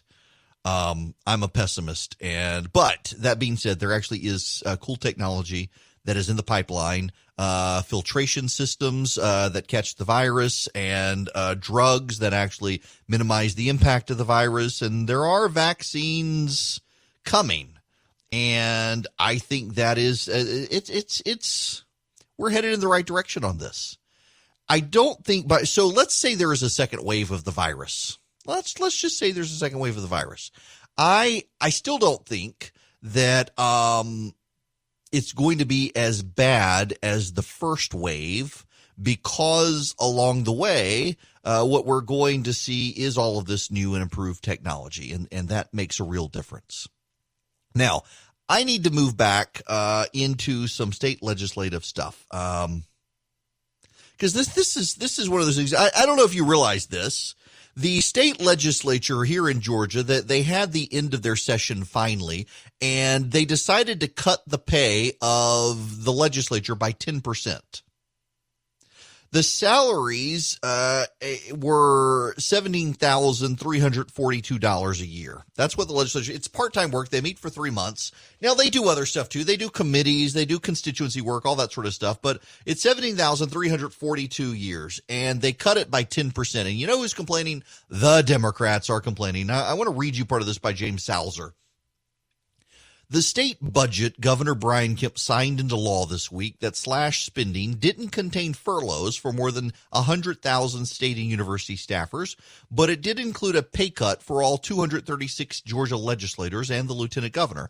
After long going without a raise in their $17,342 a year part-time salaries, the move irked some Democrats and immediately became a campaign talking point in the hotly contested battle for control of the Georgia House in the fall elections. The majority Republicans who pushed the 10% pay cut said trimming their salaries helped reduce the need to furlough General Assembly staff. Most state agencies took 10% budget cuts this fiscal year because of the downturn in the economy and drop in tax revenue due to the coronavirus pandemic. The cut in legislator pay amounts to about $400,000 of the $2.2 billion legislators cut from the budget. We have an opportunity to be leaders, said Trey Kelly, the House Majority Whip. We have an opportunity to say us first. But Democrats say the low pay prevents most Georgians from being able to serve in the General Assembly. What you're doing by doing what you've been doing for 23 years, 23 years, 23 years, 23, so what you've been doing since before Republicans even took over the state is you're creating a legislature where only two types of people will serve here, the very rich and the dirt poor, said Al Williams from Midway. Those who don't need the pay and those for whom any money would be a pay raise. I got a problem here. Some of them may say it's a full-time job and some of them may treat it as a full-time job, but it's not a full-time job. They show up for 3 months. It is a lot of work. I know people who are in or have been in the state legislature, and they've got full-time jobs and they're dealing with constituent work. You got to have a passion and a commitment to do it. But can you imagine, we raised the pay of the state legislature, let's say to $50,000 a year. You're going to get people who want to be a legislator as a full-time job. And you know what's going to happen when you get a legislature full of people who are full-time legislators? They completely lose touch with the society around them. They're not impacted by it. They got guaranteed pay from the state. They're not working in real jobs. They no longer see how state regulation impacts them and their lives and their businesses. This is ridiculous. And the Democrats want to essentially turn the legislature into a sort of welfare state for Democratic politicians who can have full-time jobs in the legislature. Our legislature should stay part-time. You know, I was on a city council and make it worst job I ever had. Got paid $10,000 a year for a horrible job. And I left it about 4 months short because I got a full-time job on radio and I couldn't be an elected person and have a radio job. The FCC wouldn't have liked that very much. So I left. And it was miserable where I hate it. Man, y'all, there's this thing called a constituent, and constituents inevitably are stupid people. And they just want to complain about everything. And you have a constituent come up to you, and it's always, why my trash or my pothole or you name it. And it was just, it was, and then you have these whiners who come up who they want you just to raise taxes to fund their pet project. They got a pet project, and by God, you better raise everybody else's taxes. They don't pay taxes. They want you to raise money to pay taxes. Listen, God bless those of you who want to serve in office. I did it. I got elected. I ran an election. I won. I served, and I never want to do it again. I am perfectly fine being I've been in the man in the arena, and now I just like being on the outside throwing rocks at the idiots who've decided to go in the arena. No, but seriously, I mean, it's a part-time job. And the fact that the Democratic solution in Georgia was to raise everybody's taxes. We're in a global pandemic where people can't even go to work and businesses are shutting down. And the Democratic solution was to raise taxes on the business owners who can't reopen their businesses and then pay members of the legislature even more money to be part-time legislators. What's next? They want to raise the money to $50,000 a year and then say, hey, now you got to have a full-time legislature that meets all year long so we can be crazy like New Jersey and California. You know what happens when you have a state legislature that meets full-time like in California and New Jersey? You have a bunch of people with idle time on their hands who make up laws to justify their existence. It's not like they're going to have more regulatory oversight. It's not like they're going to haul in the Board of Pardon and Paroles in Georgia to find out why they let a child pornographer who is sentenced to 1,000 years in jail out after 7 years. They're not going to do all of that. They don't want to do that. No. They want the money, and they want to justify their existence by passing more laws. And I'm sorry, that's a little bit ridiculous to me. It is a little bit ridiculous. My friends, I want you to note, I want you to pay attention that the Democrats in Georgia want to raise the pay of the legislature while they're cutting everything else in the budget. They want to raise taxes and the pay of a part-time legislature. And I got to tell you, I am opposed to that, and you should be opposed to that. And I think that in the suburbs of Georgia, there are a number of people who've decided they hate the president so much they're going to take it out on the complete Republican Party, and it's going to be bad. The polling I see in Georgia continues to be terrible. And Joe Biden and Donald Trump arguing over who is more senile than the other one, I don't think is a message that works for either one of them. And there are going to be a lot of people who just stay home, and maybe that'll help the president. I don't know. He's still got time. We get every day closer and closer to the election. The president's campaign continues to change things around. Here's the president talking about Joe Biden, by the way. I want to ask you about your opponent coming up in November, Joe Biden. He has a much different tax vision than you. He talks about taxing the wealthy, about increasing the corporate rate from 21 to 28%. Mr. President, in this environment of double-digit unemployment right now, do you worry that that message might resonate better? I think what happens is if you do that, you're going to crash the market. We have a market that's going to be, I believe, by sometime early next year, could even be sooner, at record levels. You're going to crash the market. 401ks will be down the tubes. The wealth of the country will be down. No, he really wants to, just to put it more accurately, he just wants to raise everyone's taxes because they want to spend it on nonsense. They want to spend it on things that don't work. They want to give the money away. And I don't think people are going to stand for it. The Democrats want to raise taxes, and it's going to ultimately be everybody's taxes. That will kill the market. It'll kill everything that we're doing. It'll kill jobs, and it'll be very bad. I think that, frankly, the stock market's doing well, but it's an overhang. If he got elected, and they say this, if he got elected, that's an overhang over the market because the market would crash, would absolutely crash. Market would go down by tremendous amounts. He'd raise taxes. He'd raise regulations. Look, one of the biggest things I've done is I've cut regulations more than any president in history. We still have regulations, but they're much less. If Biden got in, and first of all, it wouldn't be him because he's not into regulation. He doesn't know where he is. frankly. I watched his press conference yesterday. He's answering questions like this from a teleprompter. I said, what's that all about? But his people, the people around him, are radical left. They're going to raise taxes, they're going to raise regulations, and they're going to put everyone out of business. It would be a disaster. He would. Joe Biden is already out there saying taxes are going to have to be raised.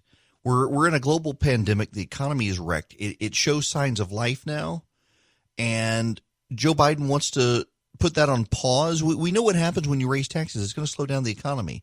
And if the president will focus on this, if he'll just focus, please, sir, please focus. He can win in November, but I just, there are people around the president who are deeply skeptical of his ability to focus. And I'm increasingly skeptical of his ability to focus. It concerns me greatly, but man, we gotta endeavor to make that happen. Yes, you can be on the program if you want to be on the program. 877-97-ERIC, 877-973-7425. You're more than welcome to. My friends, want to spend a moment talking about Mark Zuckerberg. Mark Zuckerberg, I know him a little bit, and he is embattled, and the real reason he's embattled really has nothing to do with your privacy rights and ad sales and the alleged bullying and all that. Let me tell you what's going on with Facebook. In 2008 and 2012, the media wrote these hagiographic, worshipful profiles of Mark Zuckerberg and Facebook because Barack Obama used the data to target people effectively, to turn them out to vote for Barack Obama. And the Barack Obama team itself credited Facebook's data with helping Barack Obama win. And in 2016, Hillary Clinton's team refused to do what Obama did, but the Trump team did. Now, here's the funny thing that is left out of most media stories. The Facebook team was willing to help the Clinton team and the Trump team. The Facebook people actually sent embeds to Trump and to Clinton to help them learn how to target people and do demographic profiles and the like to make effective use of Facebook. And it was the Trump team that took him up on it and worked with them and did it. And he won.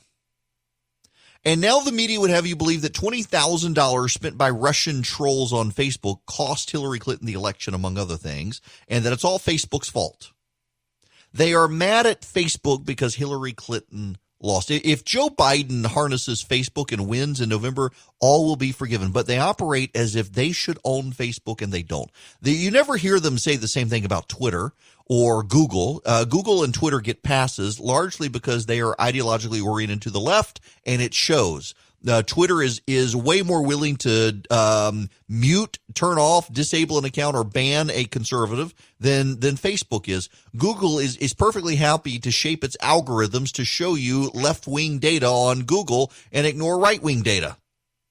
Facebook has a much more even hand in what it does. It's not perfect. There are still a lot of progressives there, but by and large, Facebook has been way more fair to the president and his team than any of the other social media outlets out there, from YouTube with Google to Twitter.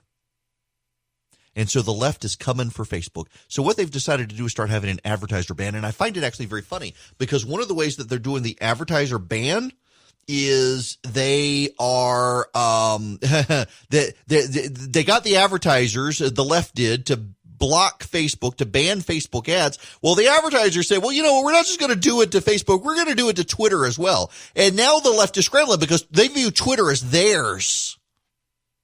And suddenly they've got Twitter revenue is collapsing. Facebook has enough money in the bank. They don't really care. Zuckerberg finally came out and said, look, we're not going to make changes due to bullies trying to get us boycotted, which is leadership. That's the sort of leadership we need in the nation. You've got Republican members of Congress who want to abandon Columbus Day for Juneteenth. And I understand the economic argument, and I've actually long supported Juneteenth as a national holiday. But you got these Republican members of Congress like, oh, yeah, let's get rid of that Columbus guy. He's bad, and we'll give you Juneteenth. There's a reason they picked Columbus Day. You've got the Republicans bending over backwards for the woke mob. I mean, to some degree, Tucker Carlson's right on this. I do think that some people, including Tucker, occasionally go too far in attacking Republicans who want to acknowledge there's a problem. There is a problem. But caving to the mob is not the solution. And Mark Zuckerberg alone in the United States right now seems to get it. You know, this is part of my frustration with the whole John Bolton interview that I had with him, is that I assumed he was a leader, a responsible, mature leader, and he's not. He clearly has come off as an opportunist, and I was really disappointed. Zuckerberg at least is leading his company, saying, we're not going to bend to the mob on this. If we bend to the mob on this, we'll have to bend to the mob on everything. It sets a dangerous precedent. He seems to get that, and he should be praised for it. Instead, the left is condemning him. But the reason they're condemning him is because they think they should own Facebook. They think Facebook, by virtue of being social media, is in their pocket, and it's not, and they are outraged. And that, frankly, is one reason I think conservatives need to be careful and distinguish between what Facebook does and what Twitter and Google do. Because at Google, you've got malicious malcontents on the left trying to shape their algorithm to censor you, and that actually isn't happening at Facebook by and large. I do this on this date every year, and this is my first time in syndication doing this. And you will have to bear with me because I'm going to do it all over again tomorrow, too. One programming note, though. Tomorrow at this moment attention, the local radio stations, if your managers are in the office now, you need to hear this. This is important, not sending out an email to you, just so you know. At this time tomorrow, 11:35 a.m. tomorrow, July 3rd, the director of the Centers for Disease Control and Prevention is going to join me. Robert Redenfield is going to join me across the network of stations. So be here then. At some point tomorrow, though, I will essentially go through this again. 244 years ago today, the Second Continental Congress, meeting in Philadelphia, agreed to these words. The United Declaration of the 13 United States of America, when in the course of human events it becomes necessary for one people to dissolve the political bands which have connected them with another, and to assume among the powers of the earth the separate and equal station to which the laws of nature and nature's God entitle them, a decent respect to the opinions of mankind requires that they should declare the causes which impel them to the separation. We hold these truths to be self-evident, that all men are created equal, that they are endowed by their Creator with certain unalienable rights, that among these are life, liberty, and the pursuit of happiness, that to secure these rights, governments are instituted among men, deriving their just powers from the consent of the governed, that whenever any form of government becomes destructive of these ends, it is the right of the people to alter or abolish it, and to institute new government, laying its foundation on such principles and organizing its powers in such form as to them shall seem most likely to affect their safety and happiness. Prudence, indeed, will dictate that governments long established should not be changed for light and transient causes, and accordingly all experience has shown that mankind are more disposed to suffer while evils are sufferable than to right themselves by abolishing the forms to which they are accustomed. But when a long train of abuses and usurpations, pursuing invariably the same object, evinces a design to reduce them under absolute despotism, it is their right, it is their duty to throw off such government and to provide new guards for their future security. Such has been the patient sufferance of these colonies, and such is now the necessity which constrains them to alter their former systems of government. The history of the present King of Great Britain is a history of repeated injuries and usurpations, all having in direct object the establishment of an absolute tyranny over these states. To prove this, let facts be submitted to a candid world. He has refused his assent to laws, the most wholesome and necessary for the public good.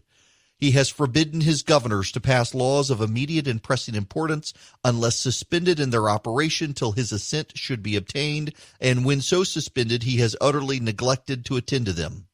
He has refused to pass other laws for the accommodation of large districts of people unless those people would relinquish the right of representation in the legislature, a right inestimable to them and formidable to tyrants only. He has called together legislative bodies at places unusual, uncomfortable, and distant from the depository of their public records for the sole purpose of fatiguing them into compliance with his measures. He has dissolved representative houses repeatedly for opposing with manly firmness his invasions on the rights of the people. He has refused for a long time after such dissolutions to cause others to be elected, whereby the legislative powers, incapable of annihilation, have returned to the people at large for their exercise, the state remaining in the meantime exposed to all the dangers of invasion from without and convulsions within. He has endeavored to prevent the population of these states, for that purpose obstructing the laws of naturalization of foreigners, refusing to pass others to encourage their migration hither, and raising the conditions of new appropriations of lands. He has obstructed the administration of justice by refusing his assent to laws for establishing judiciary powers. He has made judges dependent on his will alone for the tenure of their offices and the amount and payment of their salaries. He has erected a multitude of new offices and sent hither swarms of officers to harass our people and eat our substance. He has kept among us in times of peace standing armies without consent of our legislatures. He has affected to render the military independent of and superior to the civil power. He has combined with others to subject us to a jurisdiction foreign to our Constitution and unacknowledged by our laws, giving his assent to these acts of pretend legislation, for quartering large bodies of armed troops among us, for protecting them by a mock trial from punishment for any murders which they should commit on the inhabitants of these states, for cutting off our trade with all parts of the world, for imposing taxes on us without our consent, for depriving us in many cases of the benefits of trial by jury, for transporting us beyond seas to be tried for pretended offenses, for abolishing the free system of English laws in a neighboring province, establishing therein an arbitrary government and enlarging its boundaries so as to render it at once an example and fit instrument for introducing the same absolute rule into these colonies, for taking away our charters, abolishing our most valuable laws, and altering fundamentally the forms of our governments, for suspending our own legislatures and declaring themselves invested with power to legislate for us in all cases whatsoever. He has abdicated government here by declaring us out of his protection and waging war against us. He has plundered our seas, ravaged our coasts, burned our towns, and destroyed the lives of our people. He is at this time transporting large armies of foreign mercenaries to complete the works of death, desolation, and tyranny already begun with circumstances of cruelty and perfidy scarcely paralleled in the most barbarous ages and totally unworthy the head of a civilized nation. He has constrained our fellow citizens taken captive on the high seas to bear arms against their country, to become the executioners of their friends and brethren, or to fall themselves by their hands. He has excited domestic insurrections amongst us, and has endeavored to bring out the inhabitants of our frontiers, the merciless Indian savages, whose known rule of warfare is an undistinguished destruction of all ages, sexes, and conditions. In every stage of these oppressions, we have petitioned for redress in the most humble terms. Our repeated petitions have been answered only by repeated injury. A prince whose character is thus marked by every act which may define a tyrant is unfit to be the ruler of a free people. Nor have we been wanting in attentions to our British brethren. We have warned them from time to time of attempts by their legislature to extend an unwarrantable jurisdiction over us. We have reminded them of the circumstances of our immigration and settlement here. We have appealed to their native justice and magnanimity, and we have conjured them by the ties of our own common kindred to disavow these usurpations which would inevitably interrupt our connection and correspondence. They, too, have been deaf to the voice of justice and consanguinity. They must, therefore, acquiesce in the necessity which denounces our separation and hold us, as we hold the rest of mankind, enemies in war and in peace friends. We, therefore, the representatives of the United States of America, in General Congress assembled, appealing to the Supreme Judge of the world for the rectitude of our intentions, do, in the name and by the authority of the good people of these colonies, solemnly publish and declare that these united colonies are, and of right ought to be, free and independent states, and they are absolved from all allegiance to the British Crown, and that all political connection between them and the state of Great Britain is and ought to be totally dissolved, and that as free and independent states they have full power to levy war, conclude peace, contract alliances, establish commerce, and do all other acts and things which independent states may of right do. And for the support of this declaration, with a firm reliance on the protection of divine providence, we mutually pledge to each other our lives, our fortunes, and our sacred honor. Signed in Philadelphia. Passed on July 2nd, 1776, 244 years ago today. Signed 2 days later so that word could circulate, so that they had time to read it. They came back on July 4th. John Adams believed that today would be the day of independence, but it's July 4th we recognize, which is a Saturday. They returned and they signed their names.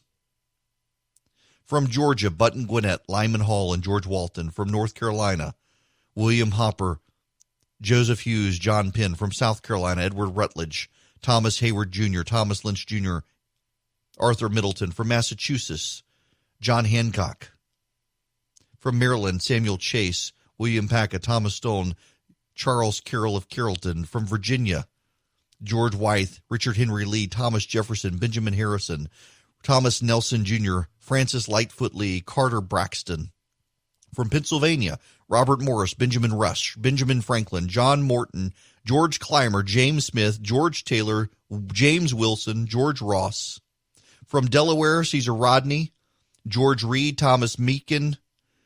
From New York, William Floyd, Philip Livingston, Francis Lewis, Lewis Morris. From New Jersey, Richard Stockton, John Witherspoon, Francis Hopkinson, John Hart, Abraham Clark. From New Hampshire, Josiah Bartlett and William Whipple.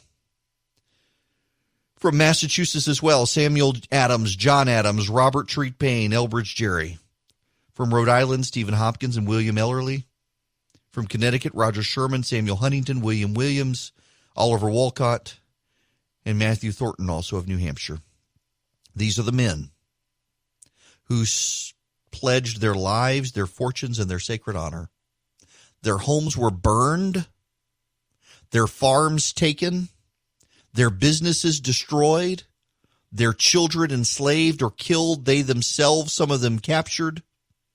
I refuse to condemn these men. I refuse to rewrite American history as the New York Times would do and say these men forged a revolution against the greatest empire on planet Earth to protect a slavery institution most of them abhorred and many of them did not even own. And we at this time in American history are subjected to the revisionists of Marxist communists and people who hate this country and blame this country for their own failures in life. I refuse to condemn these men. They are not all good men. Some of them, in fact, history showed later, were bad men. I refuse to condemn these men because they established on the planet the greatest country the world has ever seen. A country that rarely lives up to the ideals set forth by these men that they themselves sometimes did not live up to, but that they put in front of us a piece of paper articulating an argument for the self-governance of a people on the planet and gave us an ideal for which we should always strive. And along come the professional grievance mongers and race baiters who disdain the freedoms of this country that include both the freedom to succeed and the freedom to fail. In an imperfect world full of imperfect people, and they attack the very founding of the country. They don't just tear down the statues of the slave-owning Confederates. They would tear down the statues of the men who fought the greatest empire on the planet and won. They tear down the statues of the men, but for whom they would not have the success of this country today. They can stand and do the things they do because these men were willing to pledge their lives, their fortunes, and their sacred honor to build a better world, a world these people abhor because they're too busy nursing their grievances to stop and look at how awesome this country actually is. It is a flawed country filled with sinners. They reject the very idea of sin while also being willing to believe that their fellow neighbor is a bad person unless they agree. I will not condemn the signers of this document. They should be honored for what they did. It is amazing to read the words of the Declaration of Independence and see that these men got together, put their names on a document, and said, we should have the right to govern ourselves because these people in Great Britain no longer wish to govern us but subject us. We are no longer subjects. We will be citizens of a free and independent nation. And what we have in the streets today are a bunch of rich whiners who are nursing the grievances of spoiled kids. Is there injustice in the United States of America? Yes, and there is everywhere. Are we a perfect nation? No, we are far from perfect, but we are way more perfect than every other nation. And we are way more perfect than every other nation because these men deliberately pledged their lives, their fortunes, and their sacred honor. They were willing to die for something better than what they had. And none of the little skinny jean hipsters running around throwing paint at George Washington statues would ever have the guts to do what these people did. What these people did was very real to them. It was not in the abstract. These were not abstract values for them, a revolution. These were not abstract values. They actually lived and died. They risked their property. They risked their homes. They risked their family because they had very real ideals and they actually believed it. This was not a revolution to protect slavery, as the New York Times would claim. It was not a revolution to protect mercantilism, as others would claim in the 50s and 60s. These people actually believed the stuff they wrote. We're supposed to take everyone at their word except the founders of this country who believed that they could build a better society that would be more free and more just. We're not supposed to take them at their word. When this was believed down to the middle class, you don't have to believe me. You can read the writings. And I'm not talking Thomas Paine and Thomas Jefferson and George Washington and Benjamin Franklin. Read the men who volunteered to go fight for the colonies. The letters to their wives, the letters from their wives to their children explaining why dad was gone. They really believed the values they were fighting for. These kids who are rioting in the streets right now, half of them don't even believe the stuff. They're just mad and bored.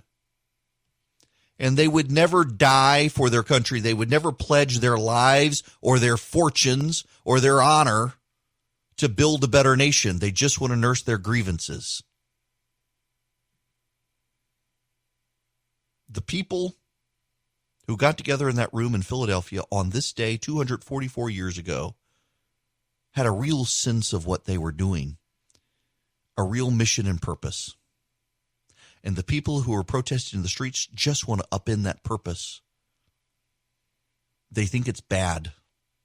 And the irony is that they have benefited from the legacy of these men and now want to protest what they've benefited from. You want to talk about privilege? The privilege is to abandon your workplace, your job, your family, and go throw paint on George Washington, knowing you're not going to have any repercussions for doing so.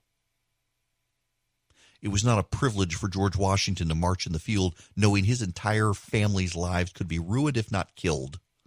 And he did it anyway. Most of the people who are out there protesting right now would never do what George Washington did. He's a better man than any of them. And that's why we should celebrate him on President's Day, and we should really celebrate our Independence Day. I'm still aggravated about the Board of Pardon and Paroles. We're going to have to continue to name and shame these people. And I want to note very specifically that the Board of Pardon and Paroles, none of them have been appointed by Governor Kemp. They're all Nathan Deal appointees held over. They've got terms, and Governor Kemp hadn't had an opportunity to add any.